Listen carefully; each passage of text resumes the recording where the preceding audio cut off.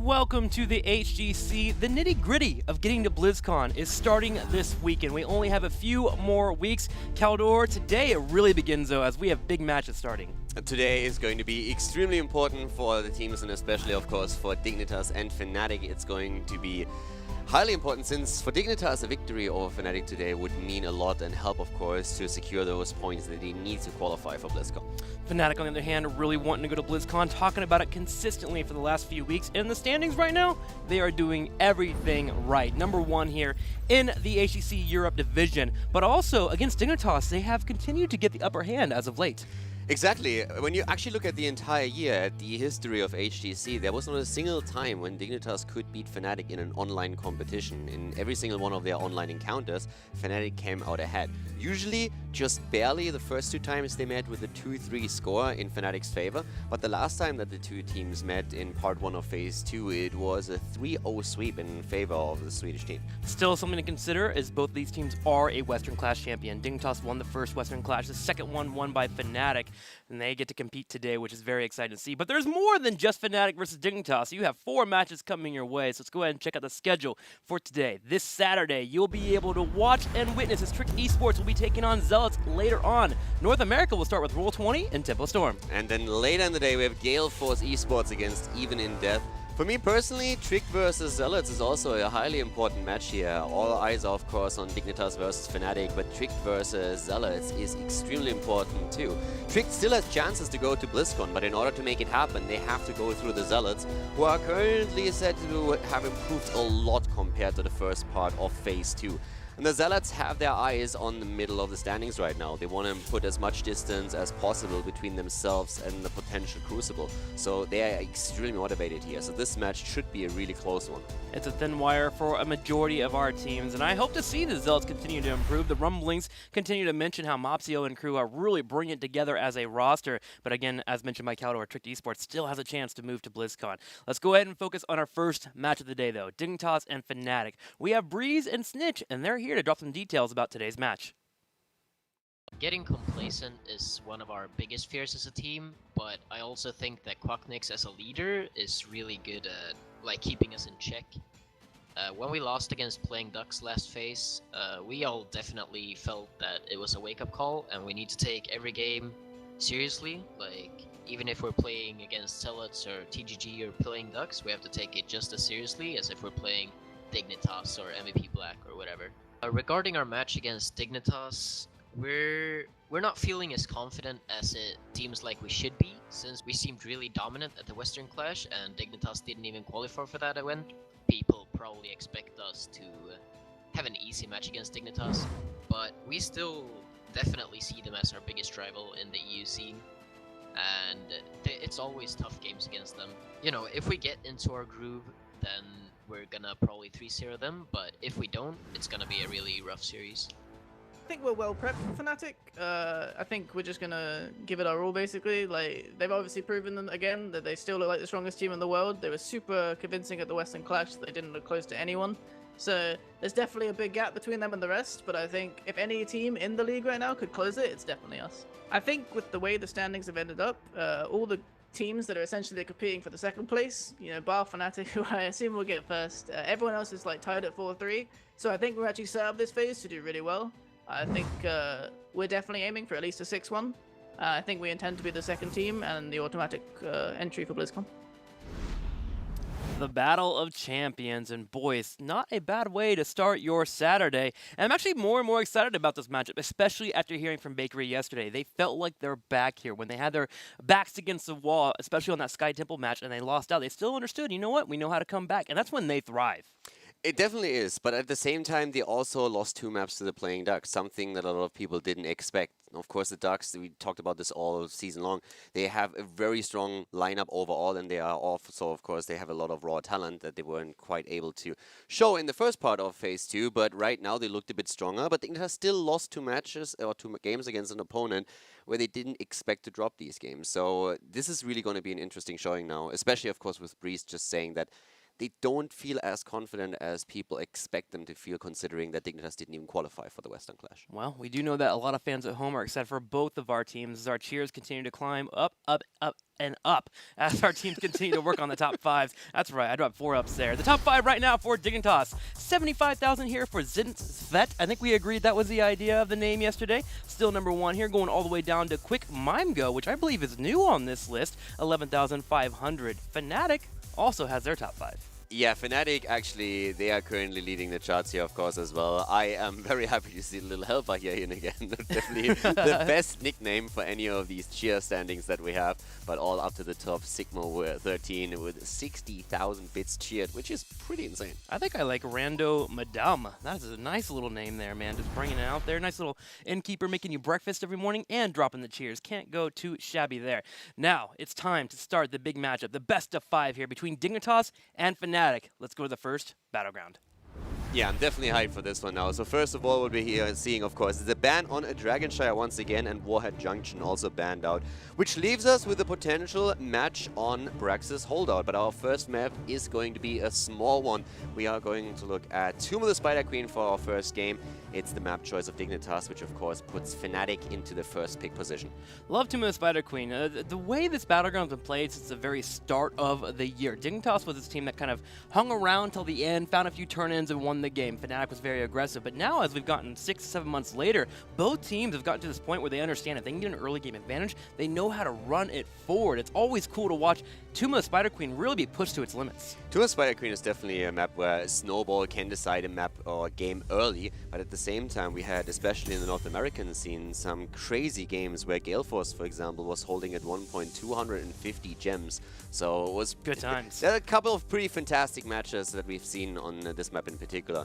But for now, we're looking again at our first picks here. Keep in mind that this is, of course, also, again, an opportunity to see maybe Garrosh being played here. The hero is allowed. The teams have been talking about him a lot.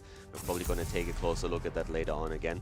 But for now, the first thing that happens is that we are seeing target bans immediately popping in. So yesterday, Dignitas banned Tomb of the Spider Queen on this battleground, but with that Tracer being banned out, do you think it's necessary to move into the Tassadar ban? You don't necessarily have to ban Tassadar in this one. Oftentimes you actually see a Tassadar ban to try and ban a soft ban, a Tracer or an Illidan composition. Yeah. With Fnatic already banning out a hero that they themselves have played here as well, they just basically say, we don't really want to go up against Dignitas' Tracer. There's just too many players on that setup that have fantastic micro on the hero. And Tracer can ruin someone's day. We've seen Tracer played yesterday several times, not only in the European scene onto the Spider Queen, but also when we're looking at Korea, the same has happened as well.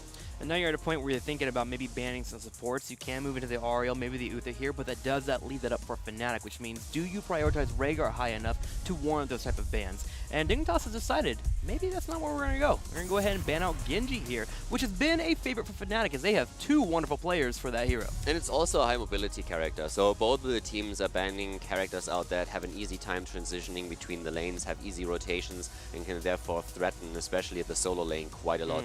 Normally, when we're looking at the first picks, we have seen a lot of support priorities here to an extent where a lot of teams have banned out supports. We've seen a lot of Oriel bans, we've seen Tassadar bans. Uther has been banned out or been in a consistent first pick, and that's still something that we could see in this setup now. Fnatic thinking carefully what they want to move into. Typically in the past, we see them move into Greymane, but maybe there's a chance they want to move into the possibility of Lunara later on, which means maybe getting Greymane wouldn't be the best pick here. Maybe moving into that support that you're mentioning, maybe moving in for that Ariel, which is still strong here. Because do remember, she has not been nerfed yet on the HGC patch. The Tournament Realm still has her in a good spot where she still has her level 7 talent. Yeah, with the double bans on the mobility characters that we have, it's definitely time to see if double support is going to come into this game again.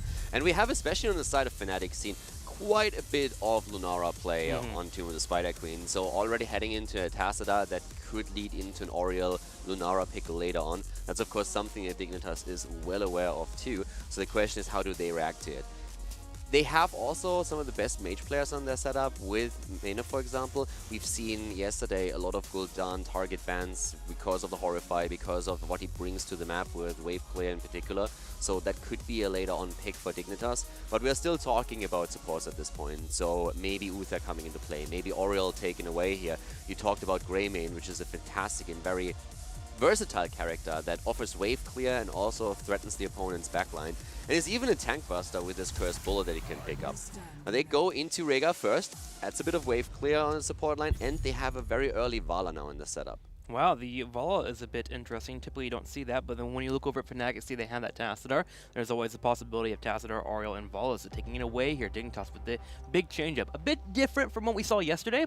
They grabbed the Rhaegar and Uther in their first and second slot, and then adjusted accordingly later on. But of course, with the draft already being all over the place due to Tracer and Genji being banned out, you can see the team's really adapting as quickly as possible. When it comes to adaptation, the one hero that stands out in general is Rhaegar. He was prioritized in part 1 of Phase 2 already. Yeah. Quite a bit, but never to the extent where you pick him over Uther or Oriel. That is more of a recent trend that especially has been shown at the Eastern Clash, where a lot of the Korean teams said that they don't even respect Uther highly enough to ban or pick him, but instead took Rhaegar since they feel he has more consistent heal to offer and a lot of utility, so the Korean teams didn't value the stuns that Uther brings as highly.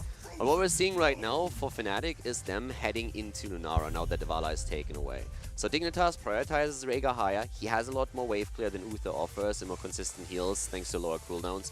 But Fnatic still goes along with the plan of dropping one of the carries that can definitely extend an Oriel. So with them going into a Nubarak over Oriel right away with Lunara, they basically just tell Dignitas, boys, you kind of know what we're trying to do here, so they are more or less starting to bait a bit of a ban here. Yeah, Lunara is a little bit more important for them, and yes, that Ariel ban is being highlighted. Dignitas thinking about it a couple of times here, but I think you just go with it. Get rid of the Ariel, make sure you don't have Lunara setting up for it, put them into a spot where they have a little bit more stress when it comes to the support role and what they want to move into. We have seen Stukov in the past from Fnatic. Yeah, the important part with this is also that Fnatic with that Anubarak pick already highlights two things. First of all, they are saying we need Anubarak with this. He is such an amazing hero for us, especially around Cocoon, that we can make a ton of plays with him. And at the same time, they are saying we are absolutely fine with you banning Oriel out. Everybody, of course, looks at Lunara and immediately jumps to the conclusion that with an Oriel, you have the best synergy in the game because you deliver constant hope to the healer that will allow her to just constantly heal the entire team up. But with this setup, Fnatic is just simply saying, boys, if you want to ban out, that's fine. We don't need Oriel in this setup. We already have our Tassadar, we can drop the shield, and we have enough heroes still available that are good with the heals. It may be an Uther, for example, could even be a Malfurion, which they sometimes have played. So there's a couple of things that they can definitely do here. But I already like the confidence that this approach shows. Seeing if a tank is going to get banned out here for Fnatic. Let's see what the choice is going to be. They have decided on a Chromie ban instead. Seeing Mane play the Chromie yesterday, so she will not be available for the draft. Also great for Team of the Spider Queen, poking on the back line. Good enough against Tassadar. Not a shabby ban at all. It's great interrupts as well against any kind of turn-in attempt, and we have seen Mane on the hero, and he is a terror when he's on the opponent's side. So that is definitely a respect ban that we have. Mane has quite a big hero pool at this point, and there's a lot of mages that he can always fall back into. We've seen him on Kel'Thas, we've seen him on Gul'dan, so Chromie being taken away now because Fnatic identifies her as one of the most scariest. JPL on the other hand, jumping straight into Johanna, and we have the double support on the side of Dignitas with them now adding Malfurion, especially around Strangling Vines as the level 7 talent. You have a lot of tools where you can try and go for a bit of an isolation kill. You can lead with Johanna's Blessed Shield later on, drop the Strangling Vines, and then Vala can of course capitalize with the damage here. But the question still remains what Fnatic is going to do when we're talking about supports. Are they going to jump onto Uther now as the second support next to Tassadar, or what's going to be their choice? I am worried, will they have enough wave clear? I know Lunara's pretty darn strong there, Tassadar with the Side Storm as well, but look at Team Dignitas. Every single one of their members here can clear wave pretty effectively. Malfurion you have to talent into a little bit, but still pretty darn decent. Fnatic only having the two choices here may have to move into that, and if you think of supports right now, the only options that would be available, maybe Stukov, but I wouldn't mind them getting a little bit more aggressive, moving into a Kerosene. Well, another hero that you also have to consider when we're talking about wave clear is what they are going to attempt at the bot lane, where Leori could be played by Wooby once again with a Royal Focus build. Uther, first of all, was the most likely hero to be taken here in terms of supports for them. Malthael for the bot lane, so not heading straight into Leoric, but with Malthael, of course, they have a great late game tool as well.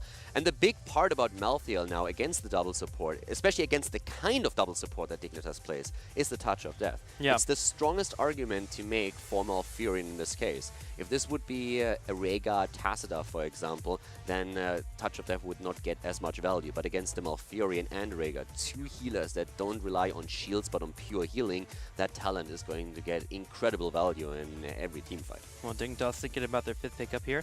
We have seen both Xaylia and Mane now run the double support for their teams. Do they decide that they actually want a bottom laner? Rhaegar can fill that slot if need be, if they want to move into a mage. Same time, Dignitas could just go ahead and get a nice bottom laner to handle that Malthael. It's all about choices here and what they want to move into. Getting another melee would definitely make a lot of sense for them. They have... Oh, they go for Gul'dan here, so they have a single warrior at the front line. Traditionally, we would have seen another melee with maybe a bit of a punch. I could have seen something along the lines of maybe Sonya being picked here even. But they head into Mane's hero, so this time it's Xaylia that jumps on the second support and not Mane. Which kind of shows that Dignitas is... I don't want to say experimenting a lot, but they are definitely widening the hero pools. Now that double support has been such a dominant style for such a long time, they definitely expanded the hero pool to an extent where a lot of their offlaners or even the mage players decided to be able to at least play one support so that they have a bit more flexibility in the draft. Yeah, it seems like they have identified, okay, we have to play double support in some way. They had Mane run it for a while, and it felt a little bit odd. If you don't have Mane on a mage, it feels like you kind of weaken your team a little bit. So Xaylia picking up the mantle here and running the second support for his team. And looking at the drafts right away, who do you think wins? I still believe in the power of Fnatic here, but Dignitas has a couple of frightening tools. For me, it's really Mane with Horrify that I'm looking forward to watch here. And then also, if Malfurion drops the silence properly and they chain these two up, there's a lot of disables that they have overall. So Dignitas has a lot of really, really cool tools here. It's just that when we're looking at Fnatic, Malthael against the double support is going to be fantastic. And Lunara supported by 2 supports. We've seen that several times from them, how strong they can be with it. So I think they have a very good comfort draft for them right now that also cancels out a lot of the strengths that Dignitas is bringing to the table. For me, I just look at a Nubrak, man. Breeze on a Nubrak, Cocoon being available, getting that one slight advantage and being able to move in for a fight and try to kill somebody off. I see Fnatic having that chance here, and we've seen him do it multiple times in the past. So I think I lean a little bit towards Fnatic simply because they have Breeze and, of course, a Cocoon. Well, 118 KDA at the Western Can't go wrong. Clash. Pretty much big statement there. So yeah, I guess we're about to be ready to jump into the game. And keep in mind, of course, that with this best of 5, we're not only talking about the match win that really matters here. This is really starting to lean more and more towards BlizzCon, where every single map that you win matters. And Dignitas had a bit of an issue yesterday. They won the series against the Ducks, but they dropped 2 maps. And the map score at the end of the season can decide a lot. That's exactly the situation that we had when we were talking about the mid-season brawl. Came down to the wire here. So all of these teams are going to try to make sure that they get as good of a map score as possible. Well, let's go ahead and get started here, man. The road to BlizzCon continues for our teams. Dignitas taking on Fnatic. Game number 1 in this best of 5 series. Game number 1, ladies and gentlemen, as we see Team Dignitas going up against Fnatic, and to the left side of the map in blue, we have Dignitas with Mane on Gul'dan, Xaylia on Rhaegar, Bakery on Malfurion, Snitch on Vala, and JPL on Johanna. On the right side, in the red, it will be Fnatic. Wubby playing Malthael, Quatnix on Lenora, Schwimpy playing Tassadar, Smexy on Uther, and Breeze playing a Nubrak. The boy band here, of course, the favorite in the series with their track record at the Western Clash, where they didn't even drop a single map. Now they're going up against Dignitas. And the last time these two teams faced each other, it was a 3-0 sweep for Fnatic. That was, of course, in part 1 of Phase 2. This time, on the other hand, Dignitas has already sworn revenge, and they have basically thrown down the gauntlet, saying that they are back and they are now going to show Fnatic how the game is going to be played. Well, Dignitas trying to show how the game is going to be played, and themselves are moving into the level 1 as they move into Murnburn, hoping to clear out those waves. So Team Dignitas, it's all about the wave clear, getting the pushes going, getting those gems, and getting the turn-ins set up. Fnatic will have to make sure that they keep an eye on those turn-ins as much as possible. And lucky for them, they have the tools to do so. Tassadar and Lenara in particular, that Wisp, and of course Oracle. Yeah, they have a lot of vision here. The bot lane, on the other hand, this is where Snitch is currently getting a lot of value against the towers. Wubby is very much alone, doesn't get a lot of assistance just yet. But the rotations are happening, and Breeze and Schwimpy move in to pressure Xaylia. The dog on the way back. And it's going to be interesting to see how Fnatic is dealing with the superior wave play of Dignitas. It's a bit of an advantage for the team in blue, but overall we're talking again about the power of potential double turn-ins on this map.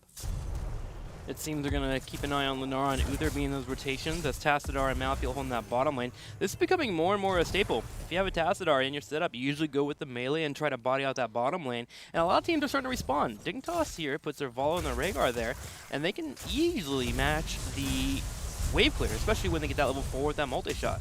At this point, also, it's noteworthy that both of these teams haven't actually played against each other in quite some time. And we're not talking about official matches here. The teams are, of course, scrim against each other on a regular basis in training matches. But since from the start, it was very clear to both of them that after the Western Clash, they would face off in the first week against each other. They have only practiced against other teams. So that means that for the first time in a long, long time, they don't really know how the opponent is going to react here and how they are going to try and play this. That just makes it more exciting in my eyes. Actually seeing teams that don't know their full potential for the last couple of weeks. That's big, that's huge here. We can see how both their metas that have shaped up against other opponents now clash together. And so far, it's been a bit on the slower side here. Fnatic starting to get an advantage in the top side, but Dignitas matching quite well, and in fact, they have a experienced lead as they break down the turrets in the bottom. Yeah, Dignitas is doing a fantastic job at the bot lane. I'm really liking this.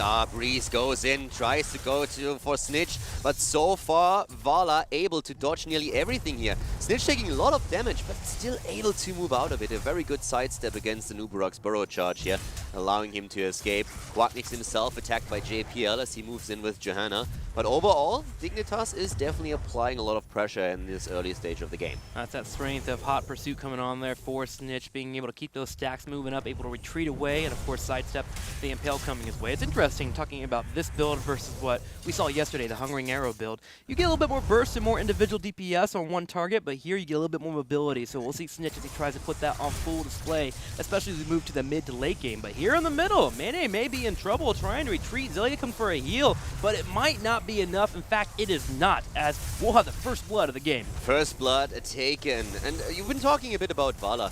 Definitely when you're talking about her, it's always a question of where you are seeing the priority for her. Do you want to be the hero that puts the most damage out in team fights, or do you also prioritize the wave clear?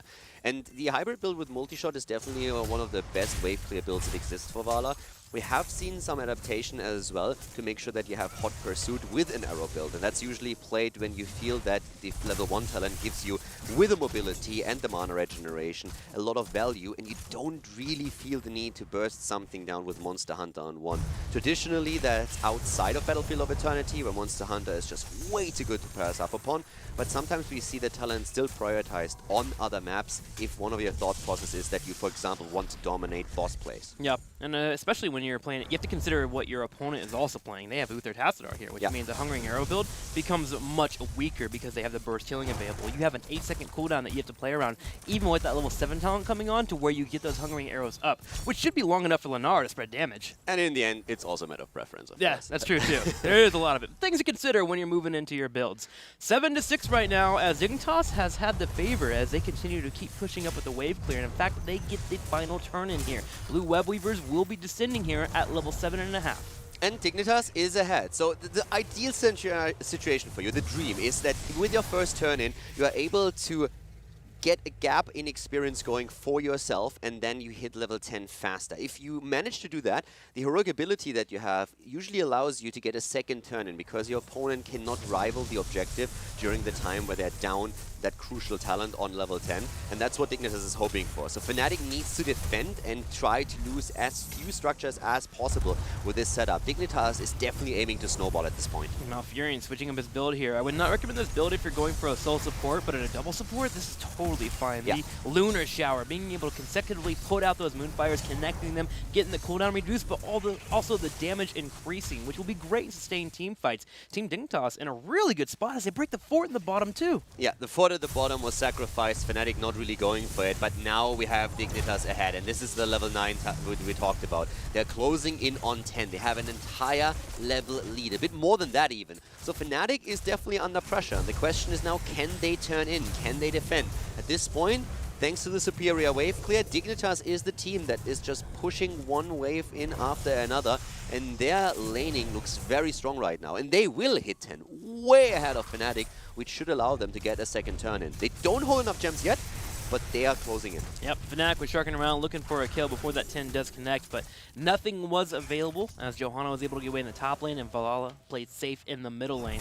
So now Fnatic has a couple of seconds here, a good 30 to 40, where they have to dance around and attempt to move towards that 10, while Dignitas, as you mentioned, moves towards their next turn-in. They even might try to take a team fight if Fnatic ever oversteps in any way, shape, or form. Oh yeah, Dignitas would absolutely love to force a fight now. If anybody gets close to Johanna or Gul'dan, we are going to see a Blessed Shield or Horrify being used to isolate them. So Fnatic has to play extremely passive at this point. Wait for 10 and then play around that. Dignitas knows that, of course. This is why they have now an opportunity to turn in once more. But Fnatic is already guarding the turn-in spots. They're not really trying to fight, but they are hoping to at least delay until they get that half level that would allow them to get their 10s too. Still half a level away. The gems are here for Dignitas. They're going to go ahead and pressure the middle lane. There is always the case of whether you move in for a fort and put damage on it or just go straight for the turn-in. If you have the small window, take it, seize it, push in. This is actually awesome because look at this. Fnatic is moving away. They're sacrificing the fort for a very simple reason. Dignitas, thanks to the camp they took with the level 10 advantage, says, if you try and defend here, we are going to use Gul'dan's Horrify to push one of you into us, and we are going to take the fight before you have your 10. So Fnatic just gave themselves a free fort, and then on the way back, on the retreat, they turned in. So that is absolutely perfect. They have a huge lead at level 10, 1.5 levels. They use it to take the Night Camp.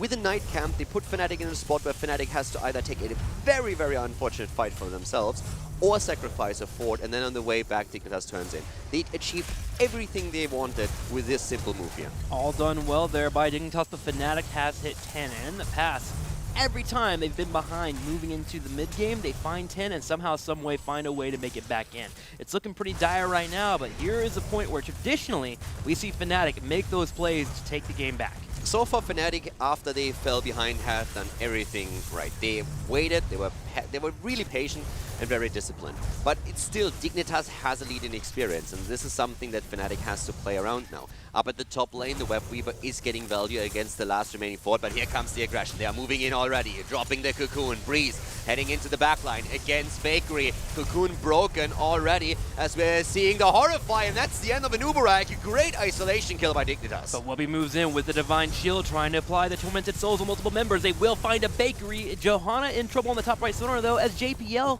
takes the damage and falls. A tank for a tank as Fnatic gets the counter kill, but Dignitas is closing in on level 13, and that extra talent will help them a lot. And keep in mind that while we had the fight in the mid lane, there was still value for Dignitas in eliminating the fort up to the top lane, and even towers here at the bottom guarding the keep itself. So Dignitas is absolutely willing to take these trades, since they always happen when their lanes are pushed out. That fight was very interesting there, as Breeze actually had a really good Cocoon and was hoping to burrow charge back and hit Snitch, but barely missing out on it. Did prevent Vol from falling. That's where the big Horrify came in, brought a Nubrak forward, and got the kill there. I can't believe Fnatic actually turned that around and get the kill on Johanna. But the turn-in, it needs to happen. 134 gems sitting around for Fnatic. They're hoping to make room, but not quite finding it, as Vala is just sharking around. Now, one of the things that's important to note, of course, is that Fnatic's late game, thanks to Malthael, is going to be quite good. And He Lunara. has a lot going for himself here. Lunara as well, in this case, going for the Thornwood Wines. There's no hyper-mobile assassin on the other side that would force her to go into Leaping Strike for positioning purposes. But right now, it's a lot on Malthael. In those fights, if he gets a shield or a Divine Shield or a shield from Tacita, he can really survive for a long time and break that backline. And let's not forget that the Touch of Death as the level 7 talent that we highlighted a bit earlier is going to have a massive impact in this game. Yeah, that's what I'm looking at right now. If we get to level 20, does Fnatic have the strength there? I mean, you have Lunara, you have a Malthael, you have Tassadar, who get to level 20 Archon, you have Redemption there from Uther, and Nubrak also as well could be pretty effective with Rewind.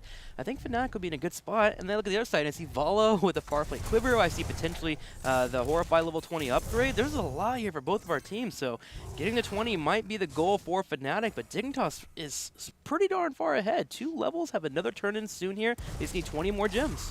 Fnatic is also a really good boss fight, especially with Malthael, and they can rush the boss quite quickly. The one thing I wanted to say is that in terms of experience, I don't think Fnatic is in too bad of a position. They are 1 level behind, which is still manageable. They have their level 13 talents now. For me, what stands out is really the structural advantage that Dignitas has now claimed because of those 2 turn-ins. But if you look at Fnatic, they hold 155 gems now. They have lost very, very few gems here. So as long as they hold on to these and then start turning them in, they can build some momentum themselves. Because that gap in experience is actually very deceptive. Yeah. There's still forts on the side of Dignitas, and those are easily taken out once that you get a bit momentum going for yourself, which would close that gap easily. It's really the structural advantage for Dignitas that's the best thing happening for them. If they can drop a keep, that would be the dream. Yeah, they only have one goal right now, and that's not to lose a team fight, because then they lose out on those gems, which is where the weight of that comeback is currently sitting on their shoulders for. JPL steps forward, helps out with the harassment on the side. Bakery's in a really safe position here. If Breeze were to dive forward,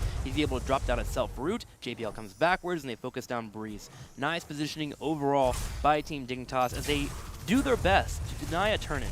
It's decision time for Fnatic. Your opponent is a level away from 16, and once that hits, you won't be able to approach the turn-in points. So Fnatic has to think, how slow do we play this? Yeah. Are we okay waiting until we hit 16 ourselves, or do we force something now? And they hold this many gems. So if they force something, they have to win the fight. And they're going straight in for Rhaegar. They're trying to get Zelia. He's already incredibly low here. Cocoon has been used. Malthael jumping now in as well. And Dignitas is on the way back. This could be the opportunity for Fnatic to turn in, as Rhaegar is still lurking around on the left side, trying to wrap around, but Dignitas is still not giving up on the interrupts. JPL with the delay, Bakery there to keep healing him on up to make sure he is fine. Wubby finds a moment to move on in. Will chunk JPL low, but Wubby himself taking half the damage on his health bar. Breeze doing whatever he can here to be in the front line, but the fight continues to be back and forth. Yeah, and Snitch with great positioning here as well, always targeting the DPS on the side of Fnatic, forcing Lunara back in the end.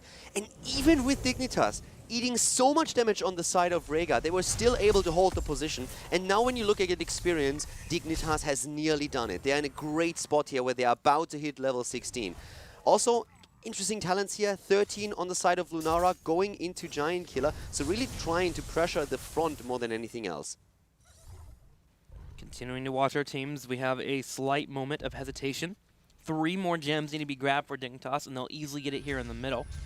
Fnatic, assuming this turn-in is going to happen, they go ahead and just grab what they can. Get the middle lane pushing in, slow down the Wild Weaver so they can focus on different lanes. Tacit are pushing out the top. It seems like they're okay with forfeiting this turn-in if they are forced to deal with it, as JPL is drop off the 4 gems on the bottom side, and yes, Fnatic is going to hold here. Their goal, make sure not to lose keeps, get 16. Dignitas really impresses here. Fnatic, as you said, they won 16. But for Dignitas, it is so reminiscent of what happened yesterday on Sky Temple when they were facing the Playing Ducks.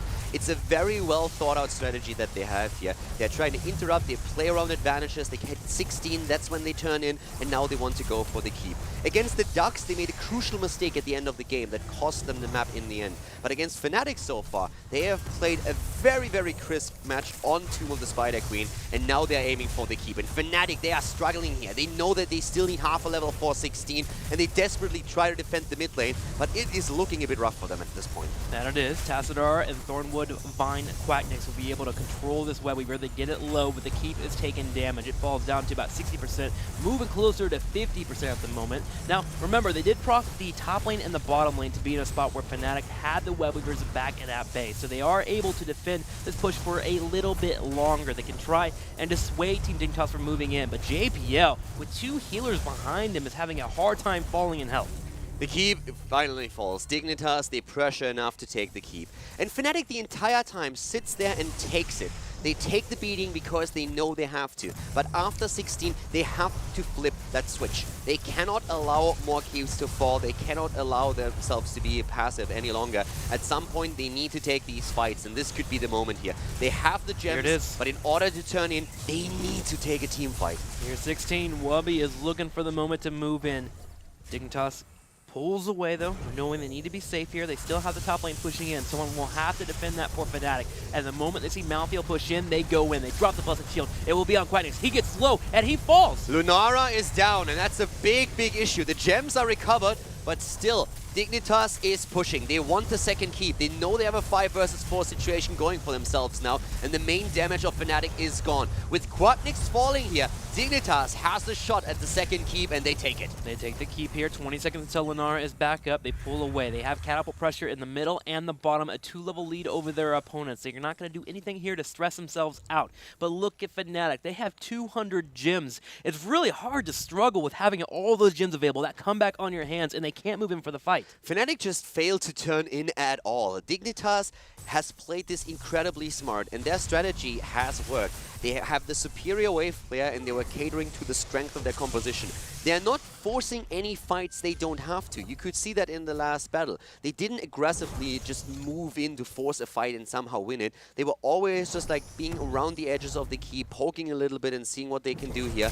At some point now, Fnatic has to YOLO this. They have to simply say, guys, we need to force a fight. If we lose it, the game's over. But if we don't force a fight, we're gonna lose in the long run anyways. Well, they do get a turn in here, which will help offset that for a moment. They also come in and poke Dignitas slightly to make sure they get off the boss. So this will give them some breathing room, but I'm inclined to be on the same boat as you here. I need to see something from Fnatic soon.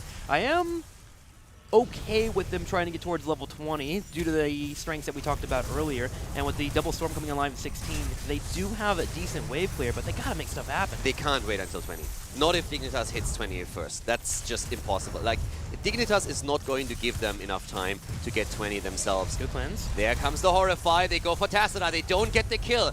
That's great for Fnatic. A lot of heroic abilities have been used on the side of Dignitas, so Fnatic is definitely gaining some momentum here for themselves. They have the upper hand for now. Bot lane is pushing heavily against Fnatic, but they need to take some structures. And so far, they have only taken outer towers. They have not dropped the fort yet.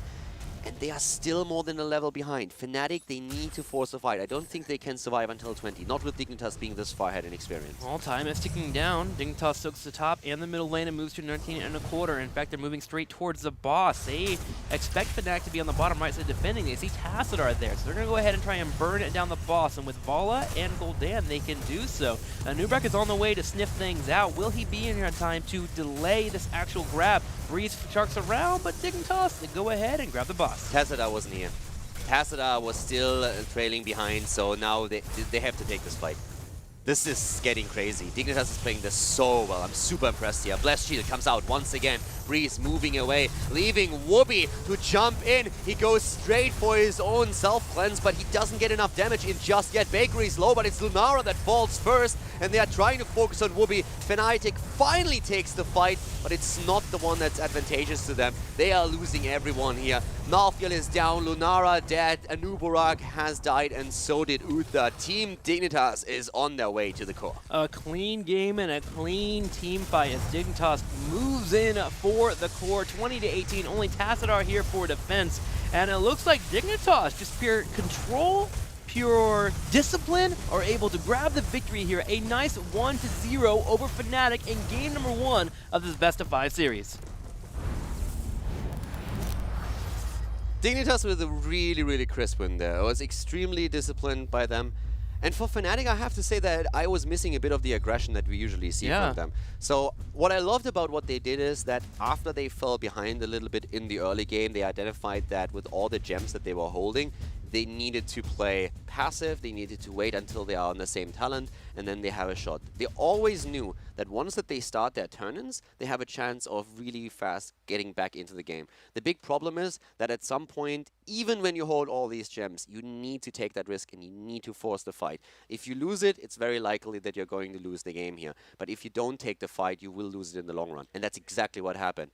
They didn't have Tassadar as the boss was taken. Breeze was looking at it, but they should have taken a fight at 16 and simply tried to go for it, since Fnatic normally really excels at teamfight coordination. I mean, part of it was Dignitas just controlling space very, very well. Johanna in the front line always being aware of what was going near her way. The poke coming in, always getting healed out. You had Bakery on Mount Fury in the back line constantly being incredibly safe. There was no way for Breeze to move in. He was dropping Moonfires on the left side too, always scouting when Wubby did want to come in for a flank, when a fight could have been possible for Fnatic. Dignitas just played it incredibly clean, and I agree with you. I want to see that aggression that we normally see from Fnatic. Grant, this might have not been the comp, but maybe going into game number 2, we get a little bit more. We can take a closer look at the last team fight that happened there just to see how the game actually ended. So if you look at this, let's just for a second pause it here. You already see that right now Breeze actually moved out right over here, which leaves Whoopi very much exposed as everybody is going to home in on him. He has Inevitable End, which definitely helps him. Let's just play it forward and see what happens, as Malthael is going to get chunked down pretty fast. especially Snitch, of course, delivering the damage. And Whoopi's already so low at this point. Quatnix in the backline, already attacked by Gul'dan. He is the first one to fall, nobody even focusing on him. So before the fight even really starts, we have Fnatic extremely low. The hero pool, Breeze needed to move out, which exposed Whoopi. He ate a lot of damage. Quatnix dying, that's the main damage right there. So bottom line of this fight was really that Fnatic took a very unfortunate fight.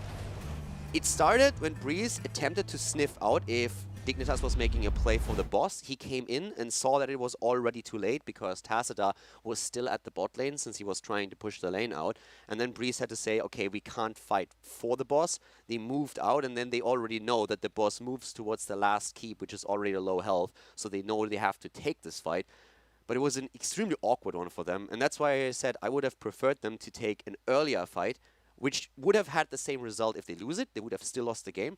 But the earlier positions that they had were much more favorable to them. Sure. They were in a much better position to actually engage and force the fight on their own terms, which they didn't do here. But Dignitas just played an extremely crisp game and made it very difficult for Fnatic to find that moment. So kudos to Dignitas. It was extremely well played. Still got to also shout out Gul'dan. One-shotting Lenara. I think Corruption was the only thing that hit Lenara and knocked her all the way down to that low health and got the kill. Pretty incredible for that to happen. Let's go ahead and look at some tweets from you guys at home as you continue to hit us up here at the HGC using the hashtag HGC, and of course hitting up at Heroes Esports. Fake Tweeter 47. Wait, is that actually a real tweet then? Show us that Fnatic can be defeated. It's time to end the reign. I think the Playing Ducks already did that. At least when it comes to the online matches. That's true, that's true. Everyone forgets about the Ducks, man. You can't forget about them. Only the one tweet there, but we definitely would love to see more from you. Continue to hit us up, and we'll drop a few more on the screen as we continue to run through this best-of-5 series. Remember, we got a total of 5 games that should be coming your way, and when Fnatic and Dignitas face off, it usually goes the mile. Let's go to Battleground number 2 and find out where exactly we will be going. It will be Cursed Hollow. Cursed Hollow is our next map, and Fnatic, in my opinion, has to wake up a little bit right now. The first game was a bit more passive than what we usually see. They're a team that is known for their snap decision-making in fights, quick turnarounds. They see an opportunity and they take it. Dignitas has shown incredible coordination on the last map, and what, for me, one of the things that is actually the most important in the Heroes of the Storm, and also the most admirable, is discipline. A lot of teams just get baited way too easily into fights, are a bit too aggressive, and are too greedy. Dignitas showed nothing of that in the last game. They were very clear on what they wanted to achieve with every single push. They never stepped over those lines and always moved back and had impeccable positioning. So I like that a lot, and it makes it difficult for Fnatic to find an angle here. But I think team fights is definitely one of the moments where Fnatic can make that move. Yeah. And also, given that it is a bigger map, I would really like Fnatic to jump also on at least one global to show their big macro coordination they usually show. I mean, on the other side, too, like, just to be a devil's advocate, discipline always great.